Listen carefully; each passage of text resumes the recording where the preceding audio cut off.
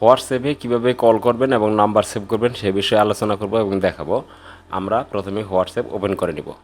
নেওয়ার পরে উপরে দেখেন CHATS সেটস আপডেট কলস, এই CHATS এটাতে থাকা অবস্থায় আমরা যে এখানে নিচে মেসেজের অপশন যে এখানে ক্লিক করে দেবো। করার পরে এখানে যেহেতু নাম্বারটা আমার দরকার কল করব সেভ নাই, সেক্ষেত্রে এই যে নিউ কন্ট্যাক্ট, এই নিউ কন্ট্যাক্টে একটা হচ্ছে আমরা ক্লিক করে দেবো।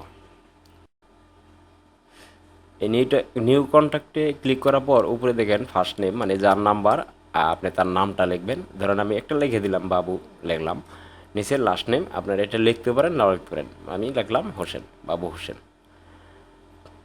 তারপরে এখন হচ্ছে আপনারা চলে যাবেন এই যে নিচে কান্ট্রি লেখা, এখানে ফোন নাম্বার দিবেন। কান্ট্রি তো বিডি থাকবেই, এখানে ফোন নাম্বার যে নাম্বারটা সেটা এখানে দিয়ে দিবেন। দেওয়ার পরে সেভ অপশনে ক্লিক করে দিবেন।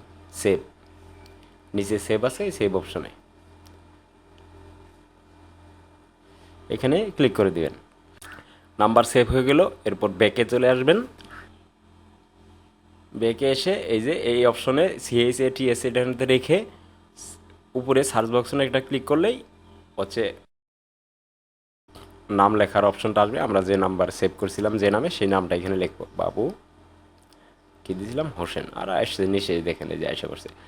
এখন এটাতে নিচে যে আসছে ওইটাতে একটা ক্লিক করলে এই যে এখানে কলের অপশন আছে, মেসেজ আছে, ভিডিও কল আসবে, সব আসবে। মেসেজ দিতে চাইলে আপনি এখানে মেসেজ লিখে জাস্ট এন্টার করে দিবেন, মেসেজটা চলে যাবে এই যে এখানে দিয়ে দিলেই।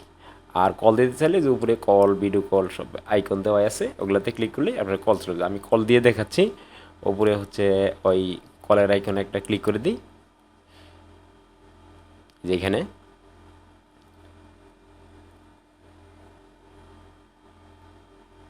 এই যে কল আসলো, এখানে কলে ক্লিক করলে এই কলটা চলে যাবে। এই যে কল কিন্তু গেছে।